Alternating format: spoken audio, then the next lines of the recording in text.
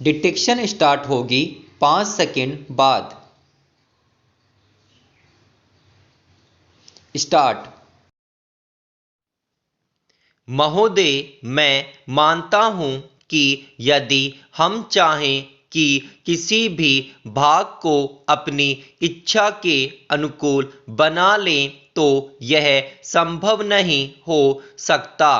किसी भी देश में जितने लोग बसते हैं उन लोगों के हृदय में जो भावनाएं पैदा होती है, उनमें जो विचार उठते हैं, उन्हीं से भाषा निकलती है। हिंदी कहिए या हिंदुस्तानी, दोनों ही हिंदुस्तान में पैदा हुई और आज भी चल रही है। इसलिए मैं सदा से यह बात कहता आया हूँ कि किसी विदेशी शब्द को अपनी भाषा में न घुसने देने का विचार बिल्कुल गलत है। यदि कोई भी जीती जागती भाषा आगे बढ़ रही है, उन्नति कर रही है, तो उसमें बाहर के शब्द आए बिना रह नहीं सकते। यदि आप अंग्रेजी भाषा के किसी भी शब्दकोश को खोलकर देखें तो उसके अंत में 20-25 प्रश्न परिशिष्ट के जोड़े जाते हैं।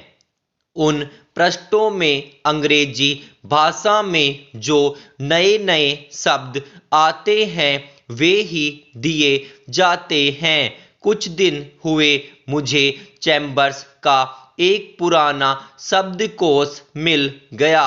मैंने देखा कि आज का चैम्बर्स शब्दकोश पुराने शब्दकोश से दुगुना मोटा था। पिछले 60 वर्षों में जितने नए शब्द लिए गए वे सब नए शब्दकोश में थे।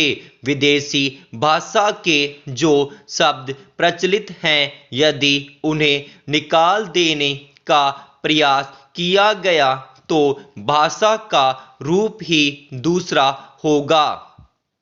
हिंदी वालों का यह प्रयास कि अरबी तथा अंग्रेजी भाषा के शब्द हिंदी में नहीं आने देने चाहिए, उतना ही हानिकारक है जितना उर्दू वालों का यह प्रयास कि उर्दू में केवल अरबी और उर्दू भाषा के ही शब्द रखे जाएं, संस्कृत के नहीं। उसके साथ साथ हमको यह भी मानना होगा कि हिंदुस्तान में जो बहुत सी भाषाएं हैं वे अलग अलग प्रदेशों की अलग अलग भाषाएं हैं। जैसे उत्तर भारत में मराठी, गुजराती, हिंदी, बंगला, उड़िया तथा असमिया और दक्षिण में तमिल, तेलुगु, मलयालम तथा कन्नड़। इन सब भाषाओं में संस्कृत के शब्द बहुत हैं।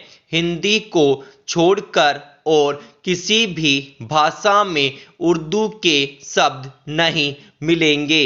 देश में हिंदी को इस योग्य बनाना है कि लोग उसे सरलता से सीख सकें, इसलिए उसमें संस्कृत के शब्द लेने ही पड़ेंगे, उससे बचा नहीं जा सकता। हमारे संविधान में हिंदी की व्याख्या इस प्रकार से दी गई है कि हम उसी भाषा को हिंदी मानते हैं जिसके मूल में संस्कृत है।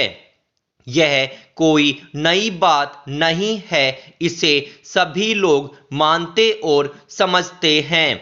आज लोग कुछ ऐसी हिंदी लिखने लगे हैं जिसमें संस्कृत के बड़े बड़े शब्द अधिक आते हैं, जो मेरे जैसे आदमी को जिसने संस्कृत नहीं पढ़ी है समझ में ही नहीं आते। जो व्यक्ति संस्कृत या अरबी भाषाओं में से किसी को भी अधिक नहीं जानते, परंतु अच्छी हिंदी या हिंदुस्तानी लिख सकते हैं, उनको इतना समय नहीं कि वे संस्कृत और अरबी के बड़े बड़े शब्द लें।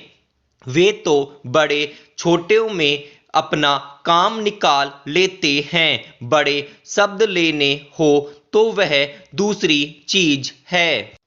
महोदय, बोलचाल की तथा अखबारों में प्रयुक्त होने वाली भाषा जितनी सरल हो उतना ही अच्छा है, और उसको समझने में हिंदी और उर्दू बोलने वालों दोनों को ही कोई कठिनाई नहीं होनी चाहिए। वही भाषा ठीक चलेगी। मैं उत्तर भारत के लोगों से, जहाँ हिंदी अथवा हिंदुस्तानी बोली जाती है, यही कहना चाहता हूँ कि यदि वे चाहते हैं कि हिंदी अथवा हिंदुस्तानी सारे भारतवर्ष में चले, तो उनको हिंदी भाषियों को अपने साथ लेने का प्रयास करना चाहिए, क्योंकि वे जिस भाषा को नहीं अपनाते वह सारे देश की भाषा नहीं हो सकती।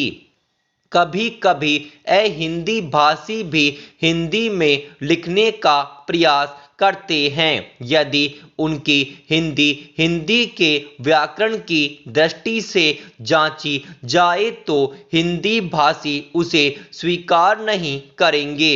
मैं उनसे यह भी कहना चाहता हूँ कि उन्हें यह समझ लेना चाहिए कि केवल हिंदी भाषा में ही नहीं बल्कि उसके व्याकरण में भी इतना हेर फेर करना पड़ेगा कि दूसरी भाषाओं के मुहावरे हिंदी भाषा में खप सकें।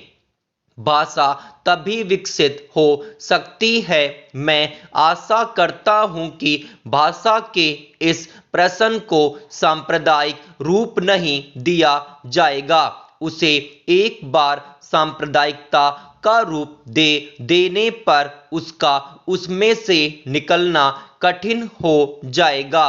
इसलिए आवश्यकता इस बात की है कि हम इस प्रश्न को सांप्रदायिकता से परे केवल एक भाषा के रूप में देखें, और भाषा का अर्थ यह है कि अपनी भावनाओं और अपने विचारों को उसी के द्वारा दूसरों तक पहुंचा जा सके। यदि राष्ट्रभाषा ऐसे भाषा बना दी गई जिसे कुछ ही लोग समझें, तो हमारी समस्या हल नहीं हो सकती। हमें संकीर्ण विचारों से दूर रहना चाहिए। भाषा के संबंध में विचार करते समय किसी एक राज्य की दृष्टि से नहीं बल्कि सारे देश की दृष्टि से विचार करना चाहिए, और तभी भाषा को वह रूप प्राप्त होगा जिसका मैंने उल्लेख किया है। महात्मा गांधी देश में उस भाषा को चलाना चाहते थे जिसे वह कभी हिंदुस्तानी अथवा कभी हिंदी कहते थे। दोनों में कोई अंतर नहीं है।